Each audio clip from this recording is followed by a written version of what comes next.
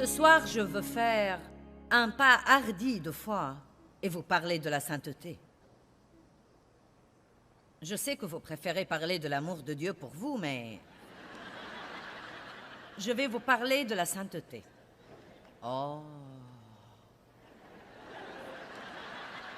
Eh bien, tout d'abord, allons à Hébreux chapitre 10.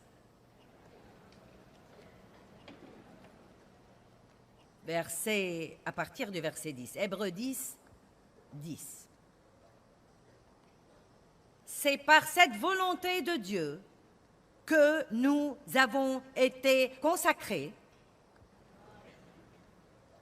et nous avons été sanctifiés par l'offrande faite une fois pour toutes du corps de Jésus-Christ, loin de Dieu. Nous sommes sanctifiés par le sang que Jésus a répandu pour nous. Son sang nous a complètement purifiés du péché. Verset 14. Car par une seule offrande, j'aime vraiment ça, il a pour toujours complètement purifié et rendu parfaits ceux qui sont consacrés et sanctifiés. Donc, nous sommes, par la grâce de Dieu, par sa miséricorde, et non à cause des œuvres que nous faisons, dans notre esprit, quand nous recevons Christ, nous sommes consacrés et sanctifiés. Vous êtes un esprit, vous avez une âme, vous vivez dans un corps, vous êtes un être tripartite. De même que le tabernacle de l'Ancien Testament avait 3 parties, nous sommes un être tripartite. Quand Dieu vient vivre en nous, il vient vivre dans notre esprit. Quand vous demandez à Jésus d'être votre sauveur, vous vous rendez à lui.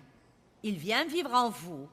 Il ne peut pas demeurer dans un lieu qui n'est pas saint, donc il doit sanctifier le lieu où il va demeurer. Allez maintenant, que tout le monde crie très fort, « Je suis saint ». Une autre raison pour laquelle Dieu nous sanctifie est que ce serait complètement absurde qu'il s'attende à ce que nous soyons saints s'il ne nous sanctifie pas, parce que nous ne pouvons pas produire quelque chose que nous n'avons pas. C'est pourquoi il nous pardonne avant de nous demander de pardonner aux autres. Il nous témoigne de sa miséricorde et ensuite il dit « Soyez miséricordieux envers les autres ». Il nous témoigne de sa bonté et ensuite il dit « Soyez bons ». Il nous témoigne de sa patience et ensuite il dit « Soyez patients ». Donc tout ce que Dieu nous demande de faire, maintenant comprenez ça, nous avons la capacité en nous de le faire.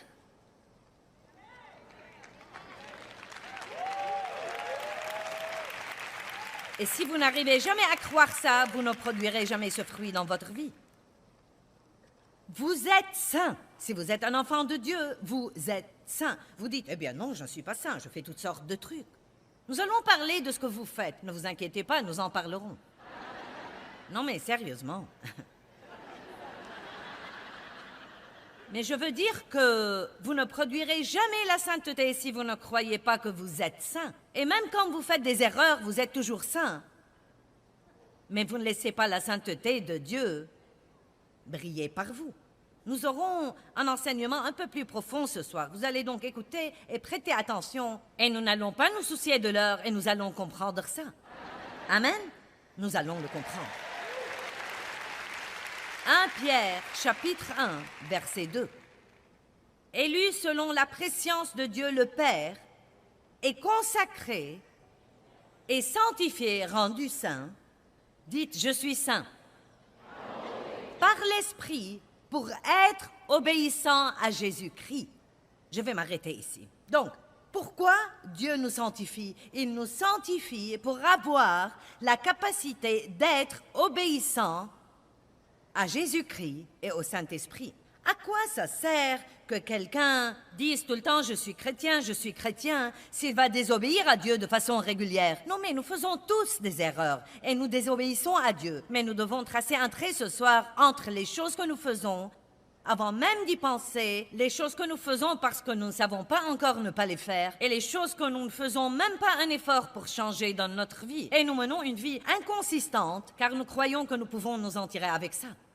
C'est pourquoi il est si dangereux de prendre quelqu'un d'autre comme critère pour votre style de vie. Vous ne pouvez pas faire ce qu'il ne faut pas juste parce que tous ceux que vous connaissez font ça. Nous devons prendre Jésus comme notre critère, car la Bible dit dans Romains 14, « Tout homme comparaîtra devant Dieu pour rendre compte pour lui-même. » Dieu ne vous demandera pas des autres. Il ne me demandera pas de Dave, il ne demandera pas à Dave de moi.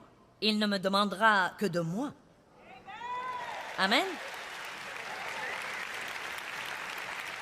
Vous avez compris ça? Vous êtes sanctifiés. Si vous êtes un enfant de Dieu, vous avez la sainteté dans votre esprit. Il y a là de la sainteté.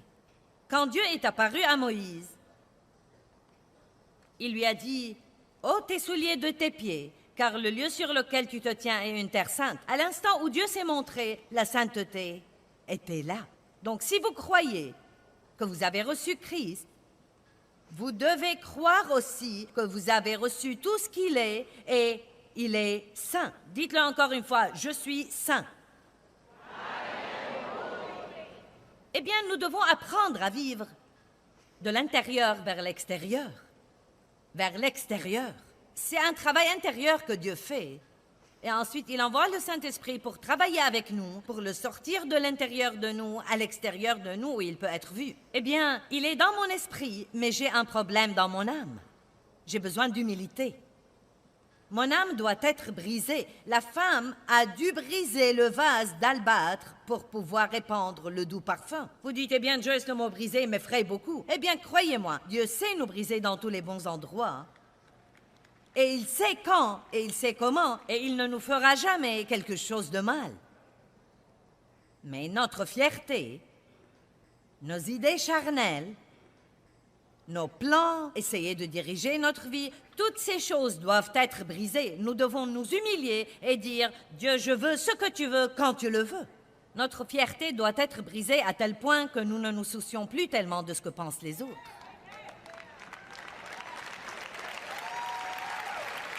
Ce qu'ils pensent sera sans importance quand vous comparaîtrez devant Dieu. Ils ne seront pas là avec vous et avec ce qu'ils ont pensé de vous toute votre vie. 1 Pierre 1, 14 à 16.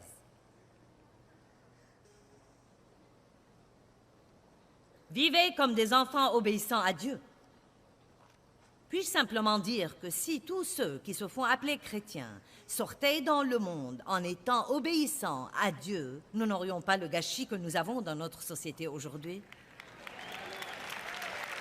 Vous dites, eh bien, tu me le reproches à moi? Eh bien oui, plus ou moins. Et à moi aussi.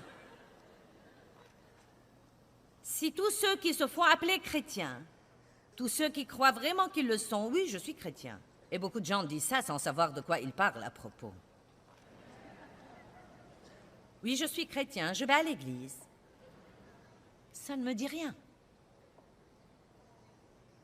Comment vous vous comportez? Est-ce que vous vivez ce que vous croyez ou est-ce que vous dites juste que vous le croyez? Je vais vous montrer un verset qui dit que même les démons croient. La plupart des gens dans le monde qui ne servent pas Dieu croient qu'il y a un Dieu. Il y a une différence entre croire et servir Dieu. Il y a une différence entre croire et mener votre vie comme si vous croyiez. Et comme j'ai déjà dit dans toutes les sessions, vous savez, je ne fais pas ça parce que je crois que j'ai une salle pleine de gens terribles ici. Tout d'abord, je fais ça pour notre propre édification et pour nous rappeler à quel point nous sommes importants dans le travail que Dieu essaye de faire dans le monde aujourd'hui. Mais je lance aussi appel à tous les millions de gens qui nous regardent à la télé, dans toutes les différentes parties du monde. Et si vous êtes un chrétien tiède, avec un pied dans le royaume et un pied dans le monde, vous allez à l'église dimanche, vous transigez toute la semaine, je vous lance en ce moment un appel. Je ne crie pas après vous, je n'essaye pas d'être autoritaire et de vous dire que faire. Je vous lance un appel. J'aime ce que l'apôtre Paul a dit. Je vous supplie, pour l'amour de Dieu, de tenir ferme à Jésus et de lui permettre d'être tout ce qu'il veut être par vous. Je me soucie de la réputation de Dieu. Peut-être que cela semble insensé, car vous pourriez penser, Dieu peut s'occuper de lui-même. Mais je crois que la façon dont nous nous comportons donne à Dieu une mauvaise réputation. Amen. Le monde ne pense pas le plus grand bien de l'Église dans son ensemble. Il n'est pas tellement impressionné quand quelqu'un dit « je suis chrétien ». Mais il vous observe pour voir si vous êtes hypocrite ou non. Et croyez-moi, il vous mettra à l'épreuve pour voir si vous vous en tenez à ce que vous dites que vous croyez ou non. Et comme j'ai dit ce matin, nous devons sortir dans le monde et vivre pieusement, non pas être odieusement religieux, mais être des gens réels, dans un monde réel, et traiter avec des gens qui ont des problèmes réels et agir comme si nous comprenions ces problèmes réels. Ne partagez pas que vos victoires, partagez avec les gens certaines de vos luttes, partagez comment Dieu vous a délivré et vous a aidé et comment il veut faire la même chose pour eux.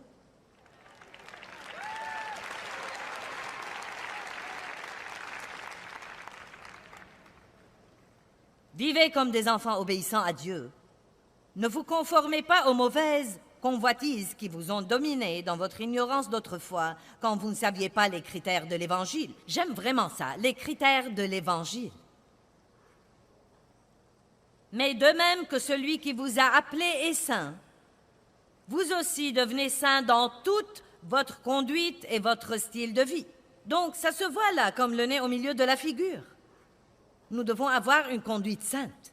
Nous devons être saints dans notre façon de vivre, dans notre façon de traiter avec les gens, notre façon de parler et notre façon de penser, dans nos imaginations et dans toutes nos distractions. Parce qu'il est écrit, j'aime ça. Soyez saints, car je suis saint. Je voyais ceci comme, vous feriez mieux d'être saint parce que je suis saint. Maintenant, je le vois comme une promesse.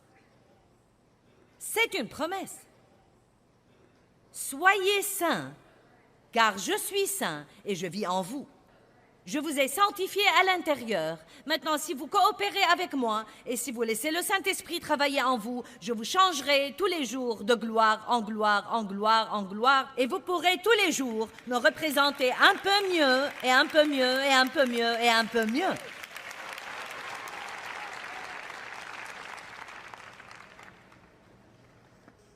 La sainteté, d'après le dictionnaire grec de la vie, c'est l'état prédéterminé par Dieu pour les croyants.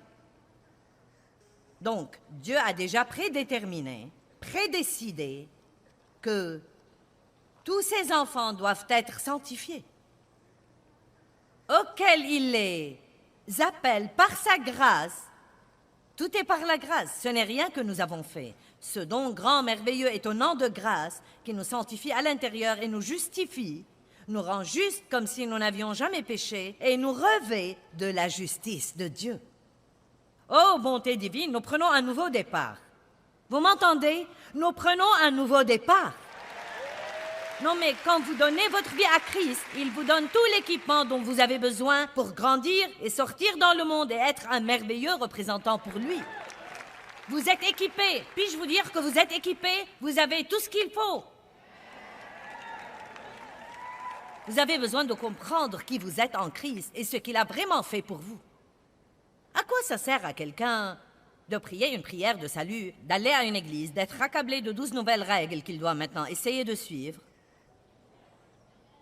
pour pouvoir plaire à Dieu sans qu'on lui dise qui il est en Christ et ce que Christ a vraiment fait pour lui, ce qui lui est arrivé à l'intérieur et qu'il a la puissance et la force du Saint-Esprit pour l'aider à faire tout ce que Dieu lui demande de faire.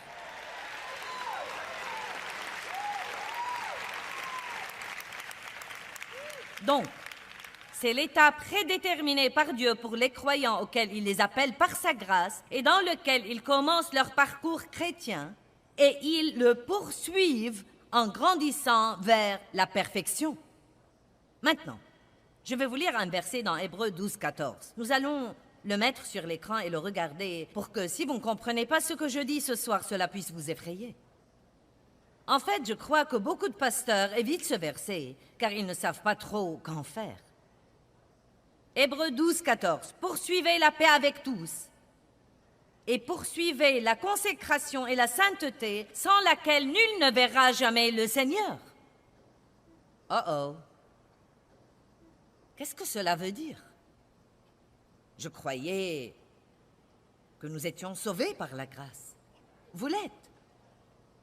Mais peut-être que nous devons parler ce soir de ce que le vrai salut est.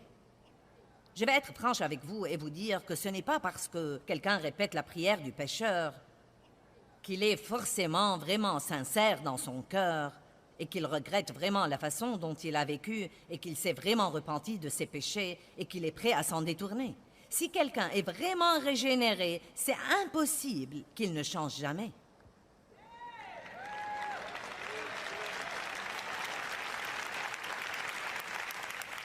Je suis chrétien, je suis chrétien, je suis chrétien, je suis chrétien. Eh bien, où est le fruit? Vous savez, si je suis un pommier et que je dise, je suis un pommier, je suis un pommier, regardez-moi, mais je continue à produire des oranges. Il est évident que je ne suis pas un pommier, mais un oranger. Et la Bible dit, vous les reconnaîtrez à leurs fruits. Maintenant, nous grandissons dans la foi. Non, mais il y a beaucoup de choses que je faisais il y a 20 ans sans hésiter, et je sais maintenant qu'elles sont mauvaises, et je ne les ferai plus jamais. Dieu ne nous tient pas pour responsables de ce que nous ne savons pas, mais il nous tient pour responsables de ce que nous savons. Allez maintenant, j'ai dit, il nous tient pour responsables de ce que nous savons. Et la chose alarmante est que les chrétiens croient qu'ils en savent plus aujourd'hui que toute autre époque sur la planète. Non, mais nous pouvons télécharger tous les sermons sur notre iPad et notre iPod. Vous pouvez avoir tous les sermons du monde entier téléchargés devant vous, et nous les soulignons, et nous les écoutons, et nous achetons les CD. Et nos étagères sont tapissées de tout ce matériel spirituel qui, à notre avis, nous rend merveilleux.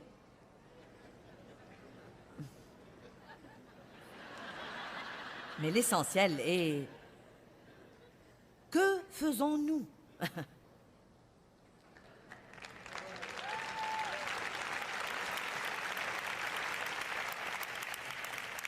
Nous ne pouvons pas utiliser Dieu juste pour avoir tout ce que nous voulons. Nous devons arriver à un point, à une transition, où nous disons, Dieu, que veux-tu de moi? Que veux-tu de moi? Comment puis-je te servir? Pour qui puis-je être une bénédiction aujourd'hui? Laissez-moi poser une question. Qui avez-vous aidé la semaine dernière? Eh bien, j'ai prié Dieu de m'aider.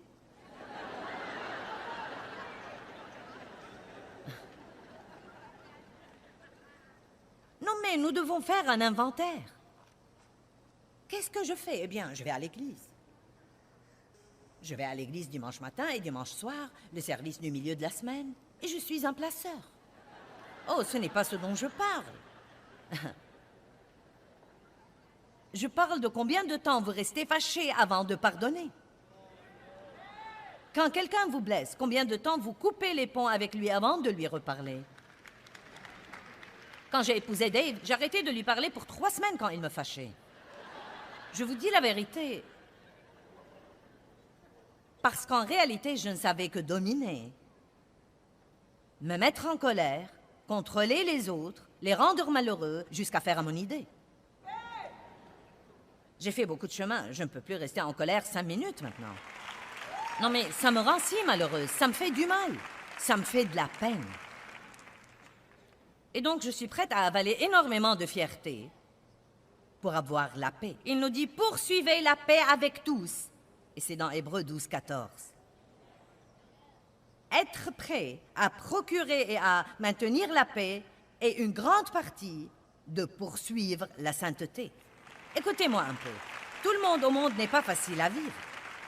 Arrêtez de vous soucier de ce qu'ils vous font et souciez-vous plus de vos réactions à ce qu'ils vous font. Allez, je crois que je ferais mieux de répéter. Arrêtez de vous soucier tellement de ce que tout le monde vous fait et souciez-vous plus de la façon dont vous leur répondez. J'ai un message qui couve en moi intitulé « La douleur des gens ». Je ne suis pas encore prête, mais je sais une chose que je veux faire comprendre aux gens. Quand les gens nous font du mal, notre but numéro 1 est de ne pas laisser ce qu'ils nous ont fait nous changer.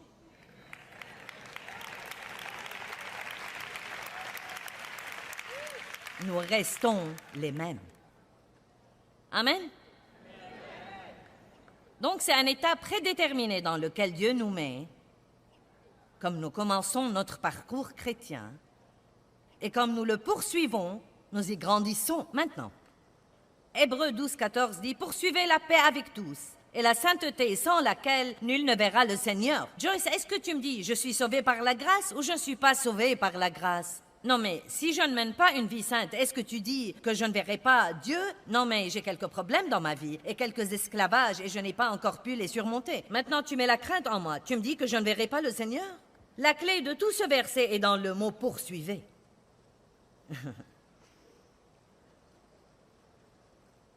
Il ne me dit pas que je dois y être, mais que je dois le poursuivre. Je dois être affamé. Je dois être insatisfait de la médiocrité. Je dois être insatisfait de l'hypocrisie. Je dois être affamé de représenter Jésus. La Bible nous dit « Ceux qui ont faim et soif de la justice seront rassasiés. » Vous devez être affamé. Il y a un danger si vous êtes trop satisfait. Je vais à l'église. Je vais à l'église. Je vis dans l'église. Je ne sais pas quel jour du mois c'est. Je crois que nous sommes au début du mois et je suis venue à l'église, je ne sais pas, 15, 20 fois le mois passé. Je fais toujours ce que je fais d'une façon ou d'une autre. Et j'aime le peuple de Dieu. Et j'aime être dans cette ambiance. Mais nous devons vraiment aller dans le monde. Et c'est là où notre vie est importante. Nous venons ici pour être remplis. Nous venons ici pour être édifiés, pour être fortifiés, pour être instruits, pour apprendre, pour nous repentir et vouloir changer. Mais nous devons sortir par la suite. Vous devez rentrer à la maison. Désolée. Et je vais être très franche avec vous et vous dire, vous allez trouver certains des mêmes gâchis que vous avez laissés. Mais ce qui a vraiment de l'importance dans votre venue à la conférence de Joyce, c'est comment vous allez vous comporter à la maison en trouvant les mêmes gâchis que vous avez laissés. Maintenant, c'est ce qui fera une différence si vous revenez changer. Nous voulons que Dieu change nos circonstances, et vos circonstances lui sont parfois complètement égales. Non pas qu'il ne les changera pas, mais il veut d'abord me changer et il veut vous changer. Et vous avez tout ce qu'il faut, vous l'avez à l'intérieur. C'est là-dedans. Mais vous devez briser le vase d'albâtre. Vous devez simplement vous répandre. Allez. Poursuivez la sainteté. Soyez déterminés à ne pas vivre un amour bourbeux. Je t'aime de l'amour du Seigneur, merci Jésus. Où êtes-vous quand j'ai besoin de vous? Que dites-vous quand quelqu'un nuit à ma réputation? Est-ce que vous me défendez ou vous participez au commérage et vous êtes d'accord avec lui? Ne me dites pas que vous m'aimez de l'amour du Seigneur. Aimez-moi réellement. Si vous allez m'aimer de l'amour du Seigneur, aimez-moi comme Jésus m'aimerait. Amen.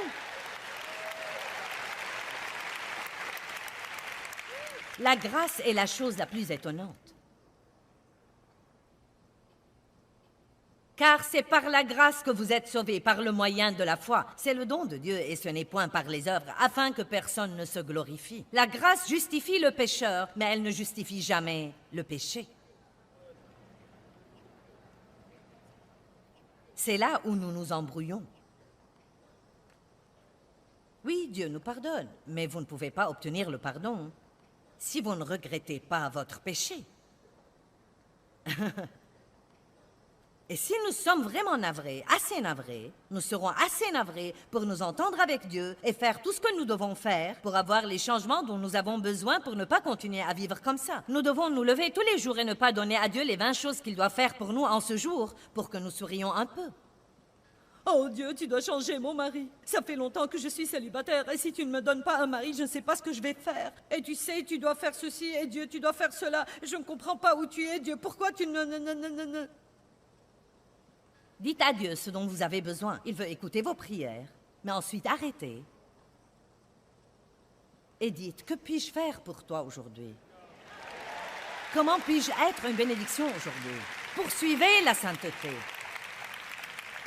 Mettez les aspects où vous avez des problèmes devant Dieu et dites, je ne veux pas rester comme ça, tu dois me changer, Dieu. Change-moi, change-moi, change-moi, aide-moi, aide-moi. Ensuite, prenez ces aspects particuliers, l'impatience ou quoi que ce soit, et étudiez la parole de Dieu sur ce plan, et fiez-vous au Saint-Esprit pour vous changer. Et arrêtez de dire, eh bien, je vais à l'église. Eh bien, c'est génial, allez à l'église. Mais croyez-moi, rien ne remplace votre étude personnelle et votre temps privé avec Dieu. Vous devez vous entendre avec Dieu et commencer à faire ce qui est important pour Dieu. J'espère et je prie que l'enseignement d'aujourd'hui vous ait donné une nouvelle perspective sur ce que veut dire poursuivre la sainteté. Rappelez-vous maintenant, notre obéissance à Dieu n'est pas l'histoire de suivre une réglementation, mais l'histoire de désirer d'avoir une relation réelle avec Dieu.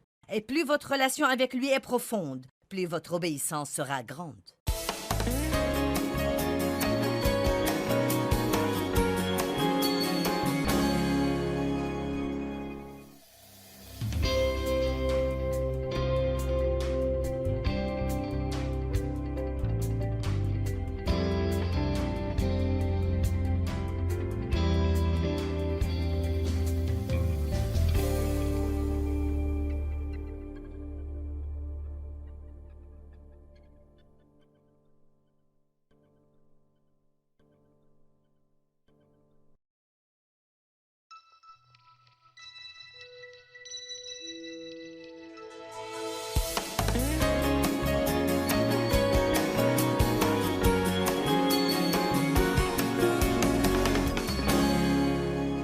Ce soir, je veux faire un pas hardi de foi et vous parler de la sainteté. Je sais que vous préférez parler de l'amour de Dieu pour vous, mais je vais vous parler de la sainteté. Oh. Eh bien, tout d'abord, allons à Hébreux chapitre 10.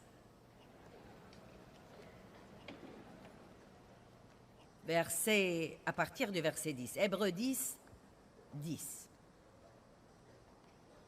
C'est par cette volonté de Dieu que nous avons été consacrés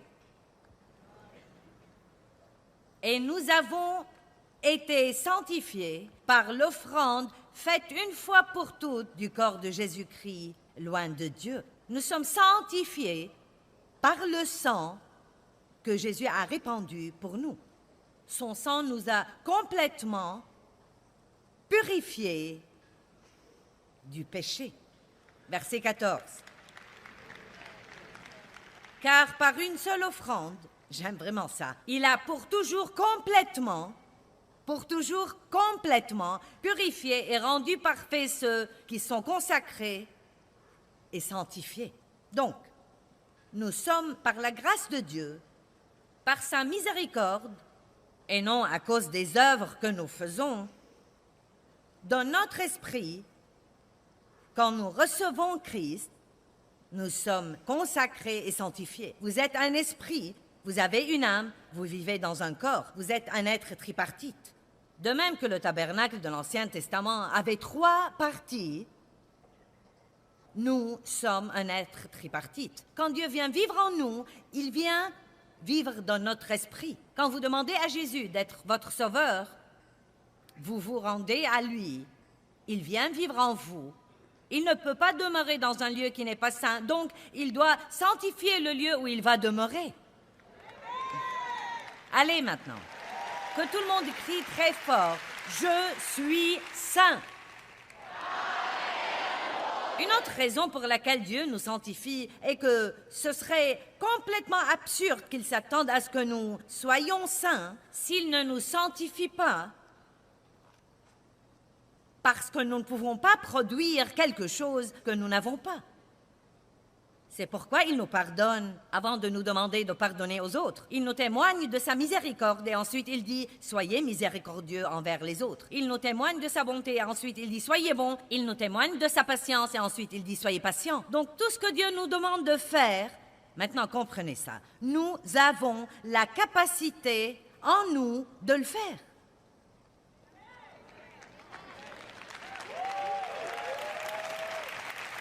Et si vous n'arrivez jamais à croire ça, vous ne produirez jamais ce fruit dans votre vie.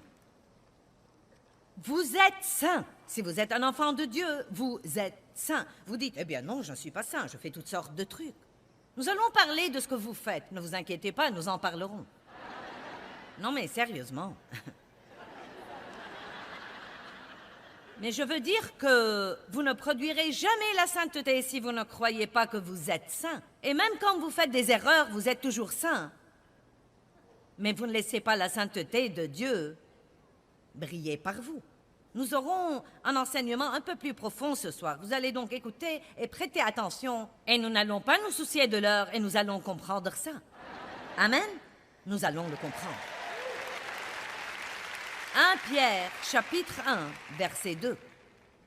Élu selon la prescience de Dieu le Père, et consacré, et sanctifié, rendu saint, dites, je suis saint.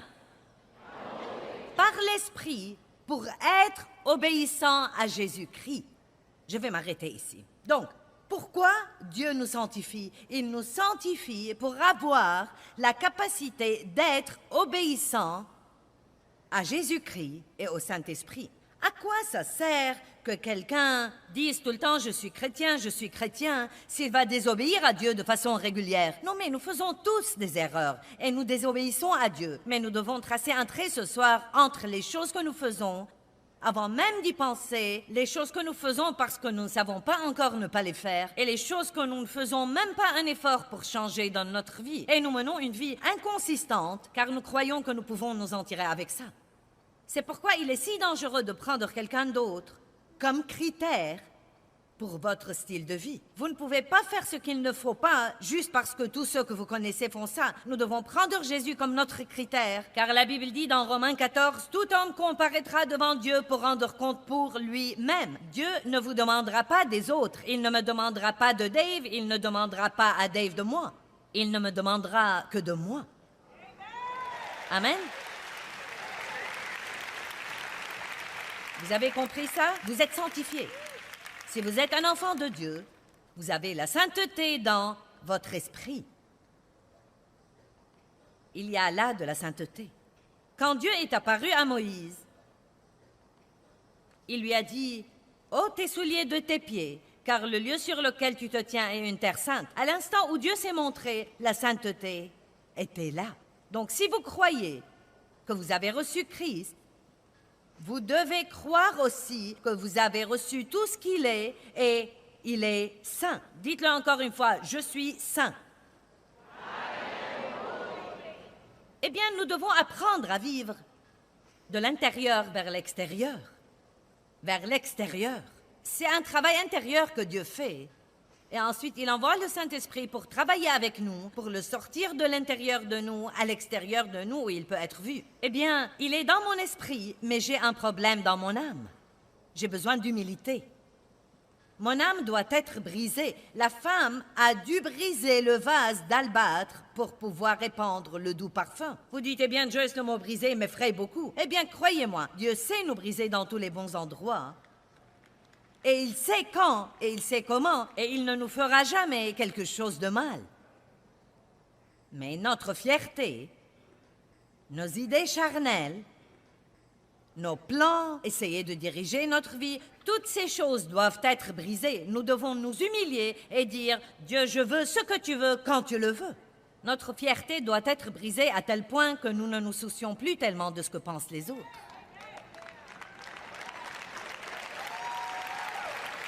Ce qu'ils pensent sera sans importance quand vous comparaîtrez devant Dieu. Ils ne seront pas là avec vous et avec ce qu'ils ont pensé de vous toute votre vie. 1 Pierre 1, 14 à 16.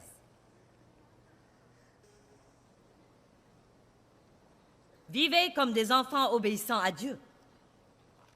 Puis-je simplement dire que si tous ceux qui se font appeler chrétiens sortaient dans le monde en étant obéissants à Dieu, nous n'aurions pas le gâchis que nous avons dans notre société aujourd'hui? Vous dites, eh bien, tu me le reproches à moi? Eh bien oui, plus ou moins. Et à moi aussi. Si tous ceux qui se font appeler chrétiens, tous ceux qui croient vraiment qu'ils le sont, oui, je suis chrétien. Et beaucoup de gens disent ça sans savoir de quoi ils parlent à propos. Oui, je suis chrétien, je vais à l'église. Ça ne me dit rien. Comment vous vous comportez? Est-ce que vous vivez ce que vous croyez ou est-ce que vous dites juste que vous le croyez? Je vais vous montrer un verset qui dit que même les démons croient. La plupart des gens dans le monde qui ne servent pas Dieu croient qu'il y a un Dieu. Il y a une différence entre croire et servir Dieu. Il y a une différence entre croire et mener votre vie comme si vous croyiez. Et comme j'ai déjà dit dans toutes les sessions, vous savez, je ne fais pas ça parce que je crois que j'ai une salle pleine de gens terribles ici. Tout d'abord, je fais ça pour notre propre édification et pour nous rappeler à quel point nous sommes importants dans le travail que Dieu essaye de faire dans le monde aujourd'hui. Mais je lance aussi appel à tous les millions de gens qui nous regardent à la télé, dans toutes les différentes parties du monde. Et si vous êtes un chrétien tiède, avec un pied dans le royaume et un pied dans le monde, vous allez à l'église dimanche, vous transigez toute la semaine, je vous lance en ce moment un appel. Je ne crie pas après vous, je n'essaye pas d'être autoritaire et de vous dire que faire. Je vous lance un appel. J'aime ce que l'apôtre Paul a dit. Je vous supplie, pour l'amour de Dieu, de tenir ferme à Jésus et de lui permettre d'être tout ce qu'il veut être par vous. Je me soucie de la réputation de Dieu. Peut-être que cela semble insensé car vous pourriez penser « Dieu peut s'occuper de lui-même ». Mais je crois que la façon dont nous nous comportons donne à Dieu une mauvaise réputation. Amen. Le monde ne pense pas le plus grand bien de l'Église dans son ensemble. Il n'est pas tellement impressionné quand quelqu'un dit « je suis chrétien ». Mais il vous observe pour voir si vous êtes hypocrite ou non. Et croyez-moi, il vous mettra à l'épreuve pour voir si vous vous en tenez à ce que vous dites que vous croyez ou non. Et comme j'ai dit ce matin, nous devons sortir dans le monde et vivre pieusement, non pas être odieusement religieux, mais être des gens réels, dans un monde réel, et traiter avec des gens qui ont des problèmes réels et agir comme si nous comprenions ces problèmes réels. Ne partagez pas que vos victoires, partagez avec les gens certaines de vos luttes, partagez comment Dieu vous a délivré et vous a aidé et comment il veut faire la même chose pour eux.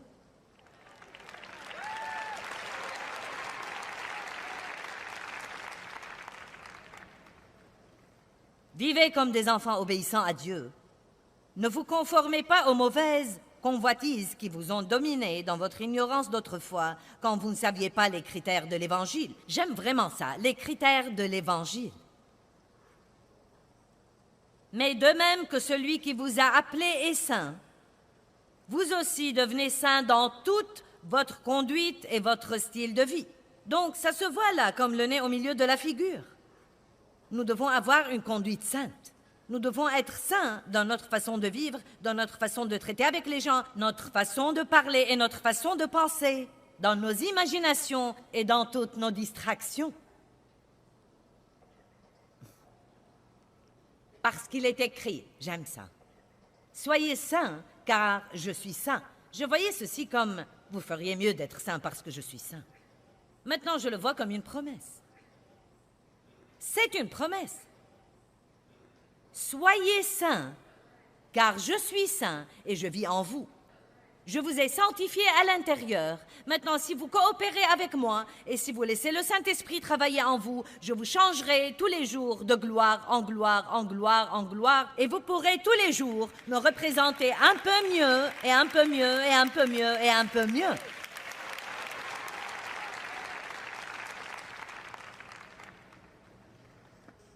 La sainteté, d'après le dictionnaire grec de la vie, c'est l'état prédéterminé par Dieu pour les croyants. Donc, Dieu a déjà prédéterminé, prédécidé que tous ses enfants doivent être sanctifiés, auxquels il les appelle par sa grâce. Tout est par la grâce, ce n'est rien que nous avons fait. Ce don grand, merveilleux, étonnant de grâce qui nous sanctifie à l'intérieur et nous justifie, nous rend justes comme si nous n'avions jamais péché et nous revêt de la justice de Dieu. Oh, bonté divine, nous prenons un nouveau départ. Vous m'entendez? Nous prenons un nouveau départ. Non, mais quand vous donnez votre vie à Christ, il vous donne tout l'équipement dont vous avez besoin pour grandir et sortir dans le monde et être un merveilleux représentant pour lui. Vous êtes équipé. Puis-je vous dire que vous êtes équipé? Vous avez tout ce qu'il faut. Vous avez besoin de comprendre qui vous êtes en Christ et ce qu'il a vraiment fait pour vous. À quoi ça sert à quelqu'un de prier une prière de salut, d'aller à une église, d'être accablé de 12 nouvelles règles qu'il doit maintenant essayer de suivre, pour pouvoir plaire à Dieu sans qu'on lui dise qui il est en Christ et ce que Christ a vraiment fait pour lui, ce qui lui est arrivé à l'intérieur et qu'il a la puissance et la force du Saint-Esprit pour l'aider à faire tout ce que Dieu lui demande de faire.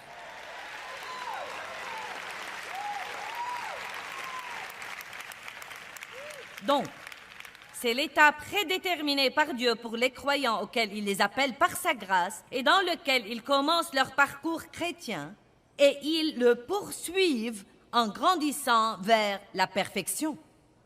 Maintenant, je vais vous lire un verset dans Hébreux 12, 14. Nous allons le mettre sur l'écran et le regarder pour que si vous ne comprenez pas ce que je dis ce soir, cela puisse vous effrayer. En fait, je crois que beaucoup de pasteurs évitent ce verset car ils ne savent pas trop qu'en faire. Hébreux 12, 14. Poursuivez la paix avec tous et poursuivez la consécration et la sainteté sans laquelle nul ne verra jamais le Seigneur. Oh. Qu'est-ce que cela veut dire? Je croyais que nous étions sauvés par la grâce. Vous l'êtes.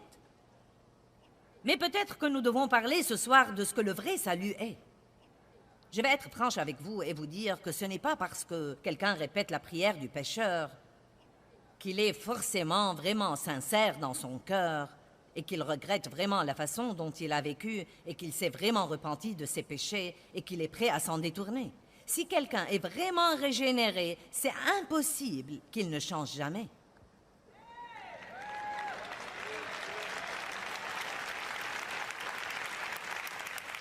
Je suis chrétien, je suis chrétien, je suis chrétien, je suis chrétien. Eh bien, où est le fruit? Vous savez, si je suis un pommier et que je dise, je suis un pommier, je suis un pommier, regardez-moi, mais je continue à produire des oranges. Il est évident que je ne suis pas un pommier, mais un oranger. Et la Bible dit, vous les reconnaîtrez à leurs fruits. Maintenant, nous grandissons dans la foi. Non, mais il y a beaucoup de choses que je faisais il y a 20 ans sans hésiter, et je sais maintenant qu'elles sont mauvaises, et je ne les ferai plus jamais. Dieu ne nous tient pas pour responsables de ce que nous ne savons pas, mais il nous tient pour responsables de ce que nous savons. Allez maintenant, j'ai dit, il nous tient pour responsables de ce que nous savons. Et la chose alarmante est que les chrétiens croient qu'ils en savent plus aujourd'hui qu'à toute autre époque sur la planète. Non, mais nous pouvons télécharger tous les sermons sur notre iPad et notre iPod. Vous pouvez avoir tous les sermons du monde entier téléchargés devant vous, et nous les soulignons, et nous les écoutons, et nous achetons les CD. Et nos étagères sont tapissées de tout ce matériel spirituel qui, à notre avis, nous rend merveilleux.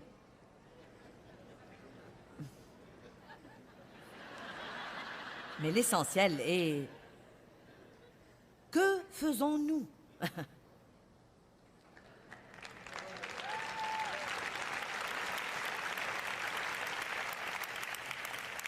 Nous ne pouvons pas utiliser Dieu juste pour avoir tout ce que nous voulons. Nous devons arriver à un point, à une transition, où nous disons, Dieu, que veux-tu de moi? Que veux-tu de moi?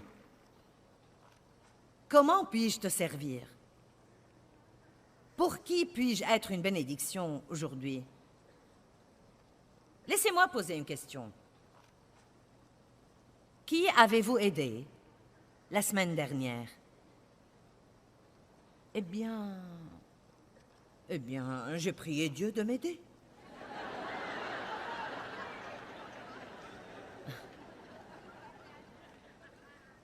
Non, mais nous devons faire un inventaire.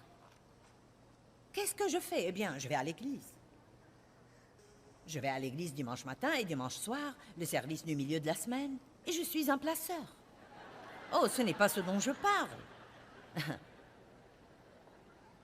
Je parle de combien de temps vous restez fâché avant de pardonner. Quand quelqu'un vous blesse, combien de temps vous coupez les ponts avec lui avant de lui reparler? Quand j'ai épousé Dave, j'ai arrêté de lui parler pour 3 semaines quand il me fâchait. Je vous dis la vérité. Parce qu'en réalité, je ne savais que dominer. Me mettre en colère, contrôler les autres, les rendre malheureux, jusqu'à faire à mon idée. J'ai fait beaucoup de chemin. Je ne peux plus rester en colère 5 minutes maintenant. Non mais ça me rend si malheureuse. Ça me fait du mal. Ça me fait de la peine. Et donc je suis prête à avaler énormément de fierté pour avoir la paix. Il nous dit « Poursuivez la paix avec tous ». Et c'est dans Hébreux 12, 14. Être prêt à procurer et à maintenir la paix est une grande partie de poursuivre la sainteté. Écoutez-moi un peu. Tout le monde au monde n'est pas facile à vivre. Arrêtez de vous soucier de ce qu'ils vous font et souciez-vous plus de vos réactions à ce qu'ils vous font. Allez, je crois que je ferais mieux de répéter. Arrêtez de vous soucier tellement de ce que tout le monde vous fait et souciez-vous plus de la façon dont vous leur répondez. J'ai un message qui couve en moi intitulé « La douleur des gens ». Je ne suis pas encore prête, mais je sais une chose que je veux faire comprendre aux gens. Quand les gens nous font du mal, notre but numéro 1 est de ne pas laisser ce qu'ils nous ont fait nous changer.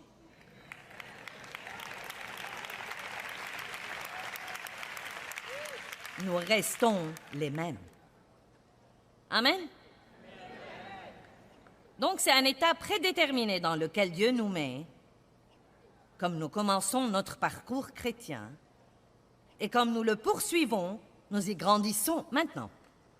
Hébreux 12, 14 dit « Poursuivez la paix avec tous, et la sainteté sans laquelle nul ne verra le Seigneur. » Joyce, est-ce que tu me dis « Je suis sauvé par la grâce » ou « Je ne suis pas sauvé par la grâce » ? Non, mais si je ne mène pas une vie sainte, est-ce que tu dis que je ne verrai pas Dieu?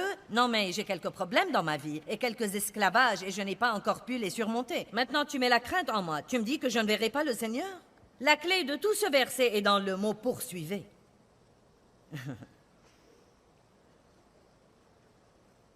Il ne me dit pas que je dois y être,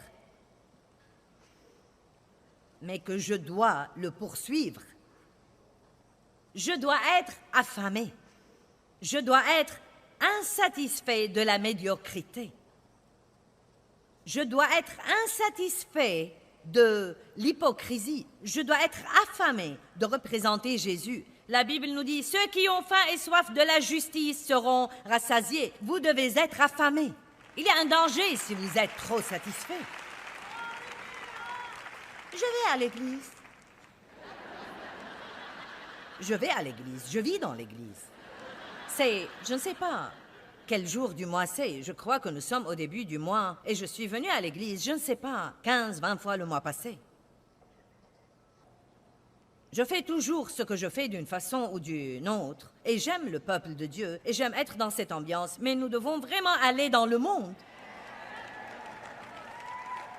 Et c'est là où notre vie est importante. Nous venons ici pour être remplis. Nous venons ici pour être édifiés, pour être fortifiés, pour être instruits, pour apprendre, pour nous repentir et vouloir changer. Mais nous devons sortir par la suite. Vous devez rentrer à la maison. Désolée. Et je vais être très franche avec vous et vous dire, vous allez trouver certains des mêmes gâchis que vous avez laissés.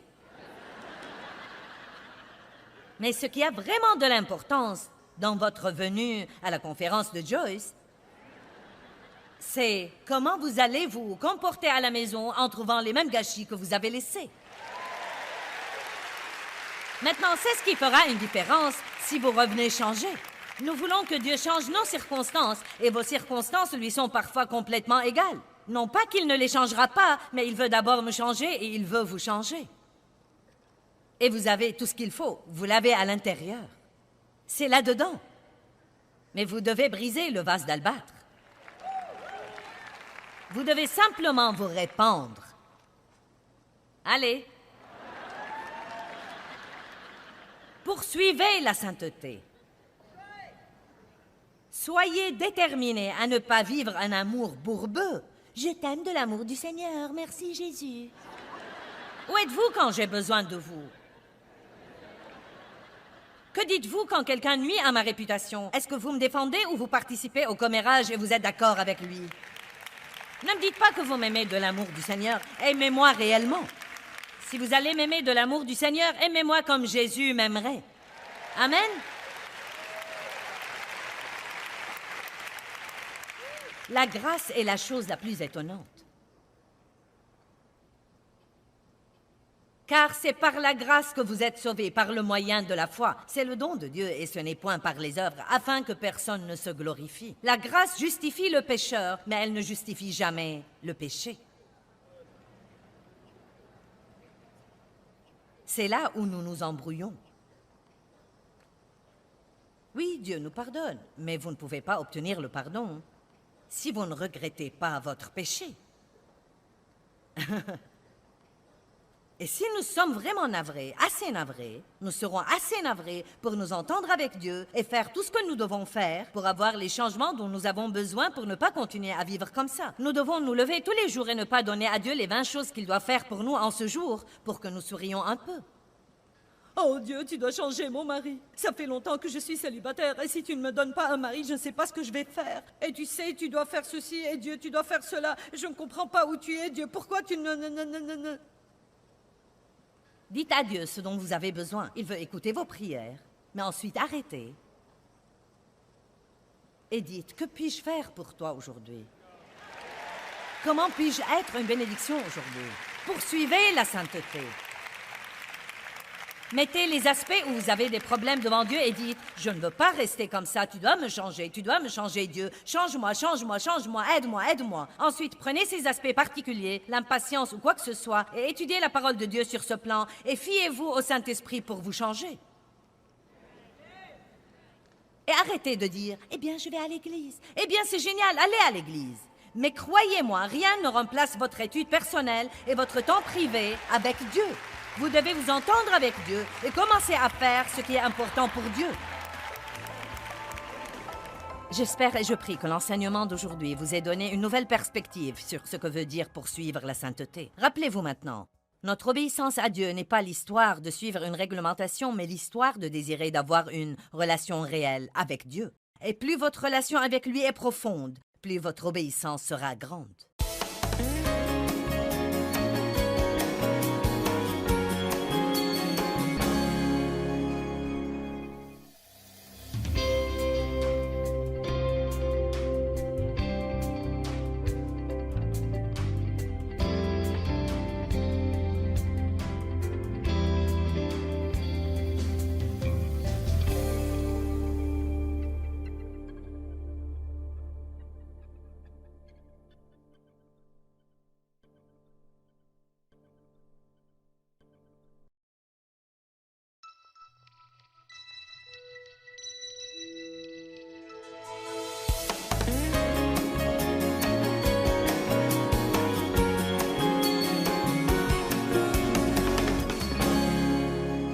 Ce soir, je veux faire un pas hardi de foi et vous parler de la sainteté. Je sais que vous préférez parler de l'amour de Dieu pour vous, mais je vais vous parler de la sainteté. Oh. Eh bien, tout d'abord, allons à Hébreux chapitre 10.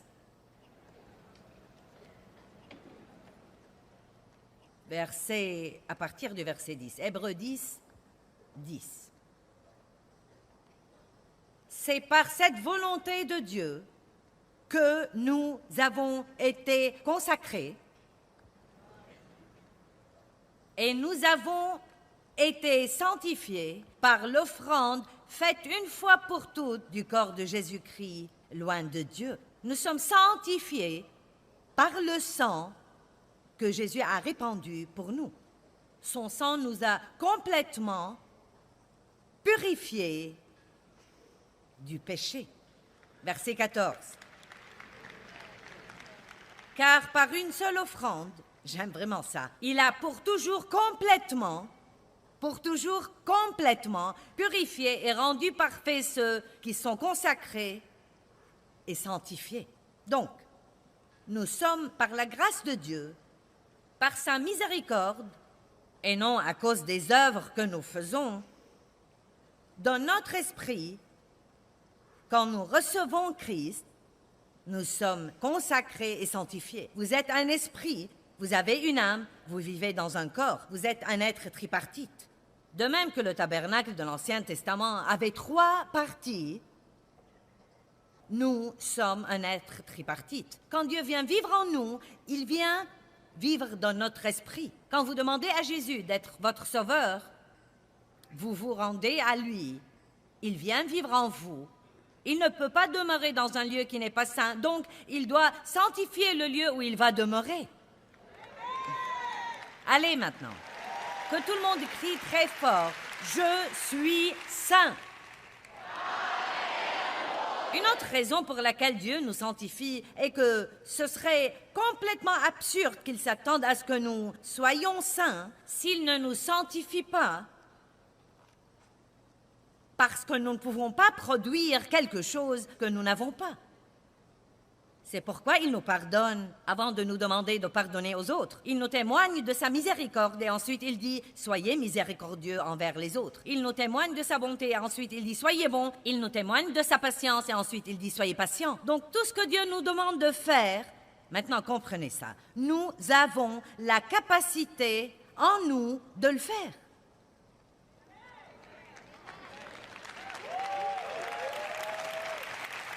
Et si vous n'arrivez jamais à croire ça, vous ne produirez jamais ce fruit dans votre vie. Vous êtes saint. Si vous êtes un enfant de Dieu, vous êtes saint. Vous dites, eh bien non, je ne suis pas saint, je fais toutes sortes de trucs. Nous allons parler de ce que vous faites. Ne vous inquiétez pas, nous en parlerons. Non mais sérieusement. Mais je veux dire que vous ne produirez jamais la sainteté si vous ne croyez pas que vous êtes saint. Et même quand vous faites des erreurs, vous êtes toujours saint. Mais vous ne laissez pas la sainteté de Dieu briller par vous. Nous aurons un enseignement un peu plus profond ce soir. Vous allez donc écouter et prêter attention. Et nous n'allons pas nous soucier de l'heure et nous allons comprendre ça. Amen? Nous allons le comprendre. 1 Pierre, chapitre 1, verset 2. Élu selon la prescience de Dieu le Père, et consacré, et sanctifié, rendu saint, dites, je suis saint, par l'Esprit, pour être obéissant à Jésus-Christ. Je vais m'arrêter ici. Donc, pourquoi Dieu nous sanctifie? Il nous sanctifie pour avoir la capacité d'être obéissant à Jésus-Christ et au Saint-Esprit. À quoi ça sert que quelqu'un dise tout le temps « je suis chrétien » s'il va désobéir à Dieu de façon régulière? Non, mais nous faisons tous des erreurs et nous désobéissons à Dieu. Mais nous devons tracer un trait ce soir entre les choses que nous faisons, avant même d'y penser, les choses que nous faisons parce que nous ne savons pas encore ne pas les faire, et les choses que nous ne faisons même pas un effort pour changer dans notre vie. Et nous menons une vie inconsistante, car nous croyons que nous pouvons nous en tirer avec ça. C'est pourquoi il est si dangereux de prendre quelqu'un d'autre comme critère pour votre style de vie. Vous ne pouvez pas faire ce qu'il ne faut pas juste parce que tous ceux que vous connaissez font ça. Nous devons prendre Jésus comme notre critère, car la Bible dit dans Romains 14, « Tout homme comparaîtra devant Dieu pour rendre compte pour lui-même. » Dieu ne vous demandera pas des autres. Il ne me demandera pas de Dave, il ne demandera pas à Dave de moi. Il ne me demandera que de moi. Amen.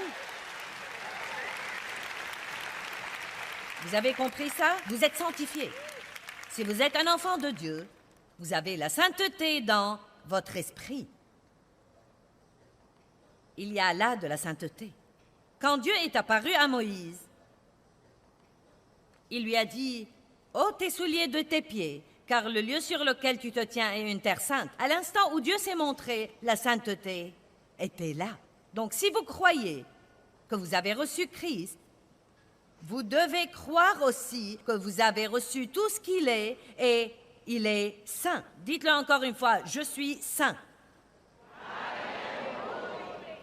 Eh bien, nous devons apprendre à vivre de l'intérieur vers l'extérieur. Vers l'extérieur. C'est un travail intérieur que Dieu fait.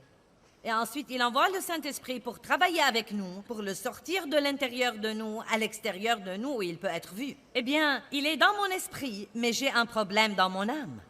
J'ai besoin d'humilité.